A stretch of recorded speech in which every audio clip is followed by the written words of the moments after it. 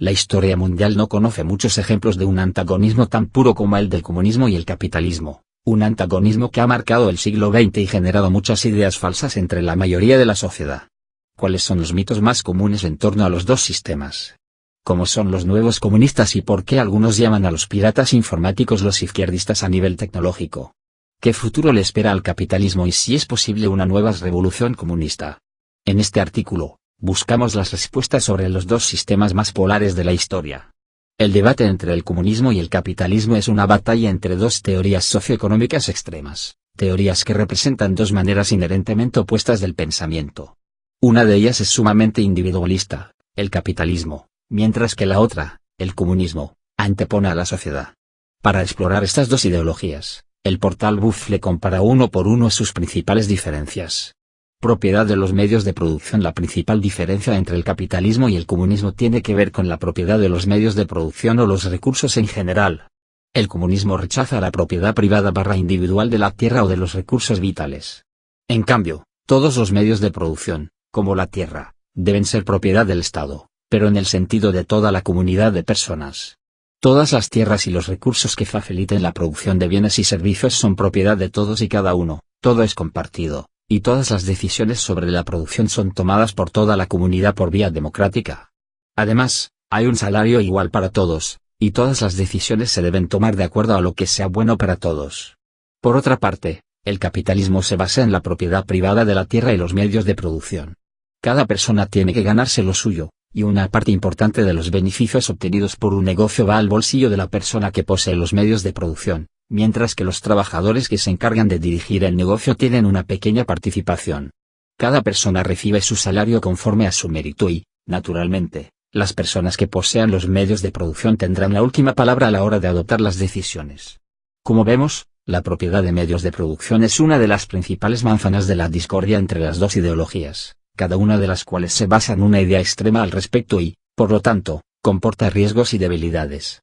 Mientras el comunismo puede acabar con la idea de la iniciativa individual, que ha dado lugar a la mayoría de las innovaciones tecnológicas que tenemos hoy en día, el capitalismo contiene la semilla de la explotación, donde demasiada riqueza, y por lo tanto el poder, se concentra en las manos de unas pocas personas. Libertad individual. El antagonismo entre el comunismo y el capitalismo se refleja también en sus puntos de vista dispares sobre la libertad individual. El comunismo pide anteponer la sociedad al individuo, mientras que el capitalismo pone la libertad individual por delante de la sociedad. Por lo tanto, la polaridad entre las dos ideologías se podría describir como el individualismo contra el bienestar social. El capitalismo le da más importancia a las aspiraciones individuales y apela a la naturaleza egoísta inherente de los seres humanos, que a menudo es el resultado del instinto de autoconservación. Mientras tanto, el comunismo apela a nuestro lado más santo, en que pensamos en los demás, antes que en nosotros mismos, reza el artículo. De nuevo se trata de dos puntos de vista extremos, que tienen sus ventajas y desventajas. Así, algunos de los mayores avances en la historia de la humanidad han ocurrido gracias a la creatividad y a la iniciativa individual y en gran parte han sido frutos del egoísmo humano, aunque, en última instancia, beneficiaron a toda la sociedad. El comunismo puede afectar a esta iniciativa individual, así como a la creatividad y el pensamiento original, haciendo que una persona haga lo que le digan. El capitalismo, a su vez, alimenta deseos egoístas, lo cual amenaza con la aparición de autócratas capitalistas que puedan obtener el control de la vida y la muerte de miles de personas. Sociedad. El comunismo defiende una sociedad igualitaria, sin diferencias de clases, razas, religiones o incluso nacionalidades, y donde todos los hombres y las mujeres estén en las mismas condiciones. De esta manera, no hay nada por lo que las personas puedan disputar. Esto es bueno como una idea, pero tratar de ponerla en práctica es difícil, sostiene el portal. Además, agrega, es injusto pedir a las personas que renuncien a todas las cosas que las hacen diferentes. El capitalismo promueve la distinción entre clases, creando una brecha entre ricos y los pobres, ya que en el capitalismo puro los ricos se hacen más ricos y los pobres, más pobres. La clase rica controla los medios de producción y ejerce el poder, imponiendo a la sociedad su propia distinción de clases y sus caprichos. Anatomía del poder. Comunismo apela al ideal más elevado del altruismo, mientras que el capitalismo promueve el egoísmo. En el capitalismo, la riqueza y el poder se concentran en las manos de las personas que poseen los medios de producción. Es decir, se crea una élite que controla el dinero, los recursos y el poder. El comunismo, en teoría, se basa en la naturaleza santa, altruista y desinteresada de toda la humanidad, y, por lo tanto, en la distribución igual del poder. Todas las decisiones se toman por medios democráticos y no debe haber leyes injustas que favorezcan solo a algunos.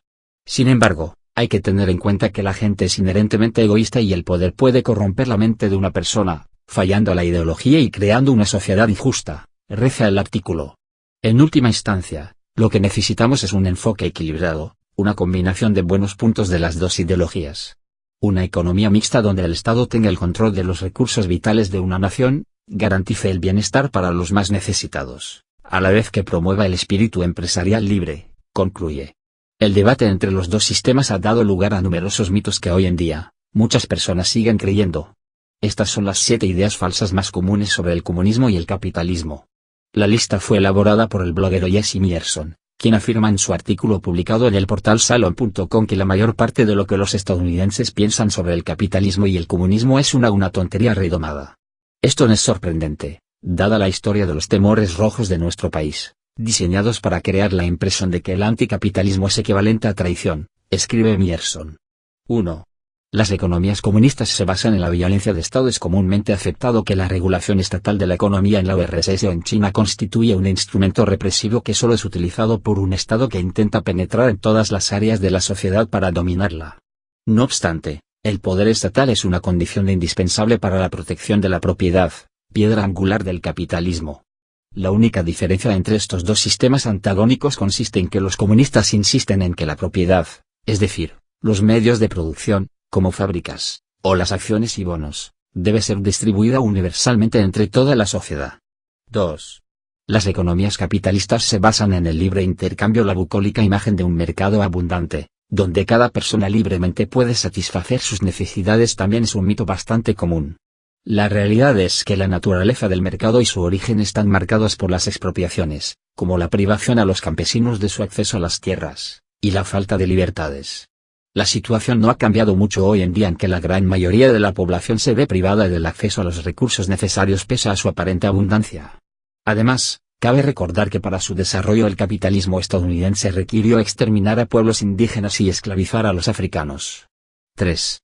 Los gobiernos capitalistas no atentan contra los derechos humanos. Sería poco creíble que un sistema que aplauda el rápido enriquecimiento en medio de una competencia despiadada no produjera graves actos de violencia y privaciones, pero curiosamente sus defensores mantienen que estos excesos son una manifestación de la justicia y la libertad. Los que no estén convencidos de la tesis anterior podrían recordar que uno de los derechos fundamentales, el derecho a la vida, se viola diariamente cuando miles de personas mueren de desnutrición debido a que el libre mercado es incapaz de resolver este problema global. 4. Los regímenes comunistas son responsables de millones de muertes. Quienes animan enumerando los crímenes, tanto supuestos como reales, cometidos por regímenes comunistas prefieren no recordar que el triste balance de víctimas nunca estará a favor del capitalismo. Los defensores del capitalismo, en este caso, tendrán que buscar alguna excusa convincente tanto para el comercio de esclavos y el exterminio indígena como para las masacres realizadas por Estados Unidos y sus aliados en sus intentos de derrocar gobiernos procomunistas. A esta cuenta hay que añadir el número de muertes a causa de las transiciones de países del bloque socialista al capitalismo. Los anticomunistas más virulentos tienen una manera muy astuta para desmentir estos casos de exterminio, simplemente niegan que hayan sucedido. 5. El comunismo promueve la uniformidad, mientras que en el inconsciente colectivo prevalece la imagen de una sociedad homogénea y altamente ideologizada que no deja espacio a la creación. Este mito ya se ha hecho realidad en la mayoría de las sociedades capitalistas, donde crece la tendencia al consumismo descontrolado incitado por necesidades ficticias. Al contrario, la ideología marxista postulaba que uno de los objetivos del comunismo consiste en la liberación del tiempo para el desarrollo personal. De esa manera, el comunismo se basa en todo lo contrario a la uniformidad. 6. El capitalismo promueve el individualismo en una sociedad de masas, donde millones y millones de personas están produciendo y consumiendo las mismas cosas a gran escala. El individualismo parece casi un milagro o al menos una excepción de la regla. A veces basta con echar un vistazo a los barrios residenciales de las grandes ciudades con sus casas o supermercados uniformados para concluir que es el producto de una sociedad completamente opuesta a lo individual. En 1867, en su libro El Capital, Karl Marx hizo su famosa predicción de la muerte inminente del capitalismo. Pasados casi 150 años, el sistema está vivo y el debate sobre su futuro continúa con mayor o menor intensidad. La crisis que durante los últimos años sufren varios países desarrollados hace que cada vez más los expertos hablen de grandes cambios que pronto tendrán lugar en el actual sistema social y económico a nivel mundial. Tras la desintegración de la Unión Soviética, gran parte de la población creyó que el capitalismo había triunfado por completo. Sin embargo, en los últimos años el sistema económico afronta numerosas conmociones económicas y sociales. En Occidente se reduce la clase media, aumenta de forma alarmante el paro y el estado del bienestar, considerado como el mayor logro del capitalismo de postguerra, cada vez más es una realidad del pasado. Por otra parte, en Oriente la explotación de trabajadores adquirió los niveles del cruel siglo XIX. En el nuevo libro ¿Tiene futuro el capitalismo?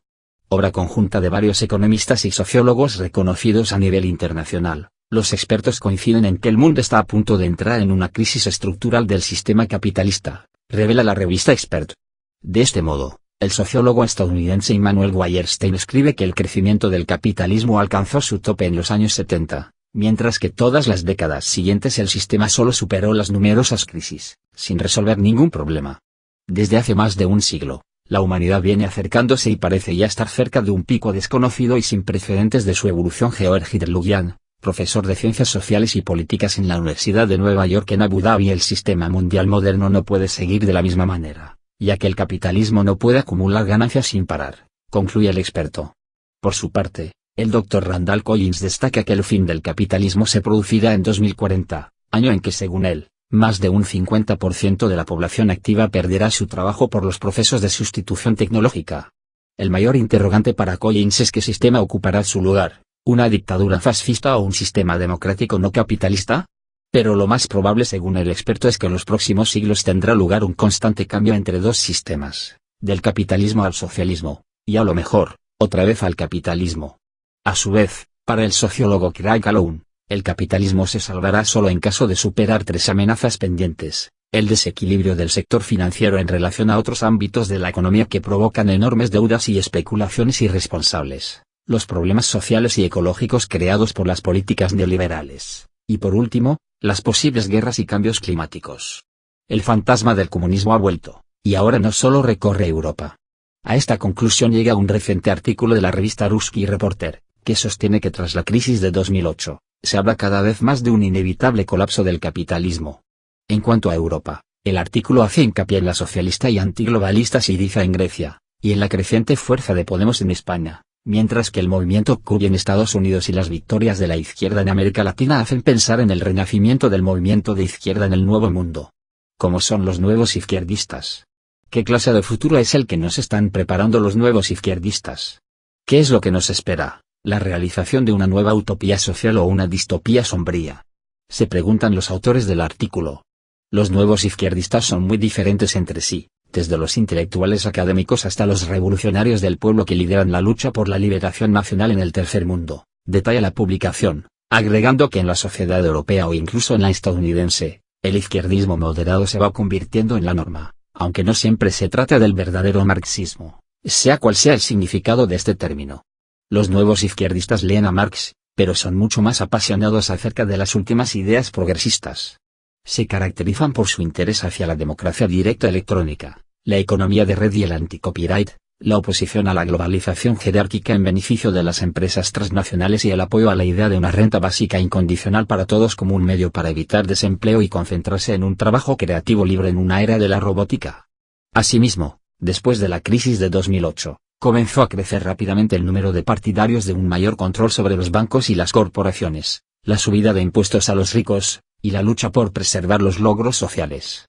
Durante un siglo y medio de su existencia, el marxismo ha cambiado el mapa del mundo y de la vida humana en nuestro planeta, mucho más que el cristianismo durante 2000 años, y sigue cambiándolo. Alexei Tsvetkov, escritor y activista izquierdista. Los izquierdistas apuestan por el desarrollo de las nuevas tecnologías, explica el escritor y activista ruso Alexei Tsvetkov, poniendo como un ejemplo típico de las nuevas relaciones postcapitalistas, que no caben en el sistema capitalista, todo lo que está relacionado con el anti-copyright. Para nosotros es difícil imaginar cómo será el futuro postcapitalista, pero nos estamos acercando a él gracias al desarrollo de la tecnología, al crecimiento de la educación de las personas, a la aparición de nuevos grupos sociales. La ideología de la expansión del acceso público a las cosas es lo que une a todos los izquierdistas, explica el escritor. En este sentido, prosigue, Los piratas informáticos también son izquierdistas, a un nuevo nivel tecnológico, ya que actúan de acuerdo con la lógica comunista. Si tienes algo que compartir sin perderlo, tienes que compartirlo. En opinión del escritor, el derecho burgués, que defiende los derechos de autor, por ejemplo, en el caso de una película, parte del hecho de que se trata, en primer lugar, de una mercancía, y en el segundo, de una película para el público, mientras que los izquierdistas parten del hecho de que la película es una película, y verla como una mercancía distorsiona el significado de las cosas. No obstante, Tsvetkov admite que en el sistema capitalista, la idea general de acceso libre a las cosas, a menudo conduce a un efecto contrario, y que no es lo mismo un código abierto, que produce muchos y que utilizan todos, y la falta de recursos para hacer una nueva película si no pagan por ella. El libre acceso a la música, las películas, los artículos enriquece a las grandes corporaciones de Internet, mientras que los creativos y los equipos están en una crisis constante de recursos, lamenta el activista. ¿Estamos ante una nueva revolución? En las ciencias sociales y la filosofía política, la mayoría de las nuevas ideas pertenecen a la izquierda, simplemente porque hablan de la transformación del mundo. Los conservadores buscan preservar las formas de vida y los valores existentes. El neoliberalismo cree en las leyes naturales del mercado y no en los proyectos sociales. El progreso social necesita a los izquierdistas, destaca Rusky Reporter. Desde hace más de un siglo, la humanidad viene acercándose y parece ya estar cerca de un pico desconocido y sin precedentes de su evolución, comenta Georgi Derlugian, profesor de Ciencias Sociales y Políticas en la Universidad de Nueva York en Abu Dhabi. A finales del siglo XX, el capitalismo se deshizo de los antiguos temores de la izquierda, obtuvo acceso a las gigantescas masas trabajadoras de China y el flujo de recursos de las repúblicas soviéticas. Pero, ¿significa esto que el capitalismo como sistema histórico es eterno? Se pregunta Derlugian. Ningún sistema complejo es eterno. Se le acumulan costos y contradicciones, remata. El capitalismo tiene cerca de 5 siglos. Hasta mediados del siglo XX los grupos capitalistas de Occidente dominaron el mundo de las colonias y el mundo agrario y campesino con altas tasas de natalidad y bajas expectativas de beneficios sociales. Hoy en día está claro que todo esto ya no es así, concluye el analista. En realidad, aquí no se trata de simpatías personales, sino de lógica histórica, señala a su vez Alexei Tsvetkov. Para la derecha, la lógica del progreso simplemente no existe, existe solo la lógica de las normas tradicionales y las desviaciones de la misma. Para los liberales, la lógica del progreso existe hasta cierto punto, y luego la historia termina con el triunfo del libre mercado. Para los marxistas, la sociedad moderna no existe en la historia, sino en la prehistoria, hasta que se eliminen todas estas barreras, explica. Tsvetkov está convencido de que la verdadera historia de la sociedad humana empezará con la revolución comunista, porque finalmente todo volverá a la normalidad y el mundo al revés será reemplazado por uno adecuado. La mayoría de los izquierdistas, aunque no crean en la revolución comunista, mantienen este ideal en mente como un horizonte, como una forma de evaluar lo que está sucediendo, afirma. Por otra parte, algunos expertos consideran que no ocurrirá un cambio radical sino que el capitalismo tendrá que realizar una serie de reformas para poder responder a los nuevos desafíos. Se establecerá a nivel mundial un capitalismo reformado con mayor igualdad y derechos sociales para todos. No será el fin del capitalismo, sino la aparición de un capitalismo mejor, asegura el profesor de la Universidad de California, Estados Unidos, Michael Mann. Si la historia de la relación entre el comunismo y el capitalismo ya por sí misma es tan complicada y ha dado lugar a tantos mitos e ideas falsas, el futuro de los dos sistemas es aún más incierto y difícil de predecir. Volviendo al libro signo de interrogación abierta, ¿tiene mi futuro el capitalismo? La conclusión conjunta de los expertos consiste en que la gran crisis de este sistema, sea cual sea el escenario, no significa el fin del mundo, ya que el fin del capitalismo inspira la esperanza de su transformación en formas nuevas más humanas o su transición en el renovado socialismo democrático. ¿Y usted, qué opina al respecto?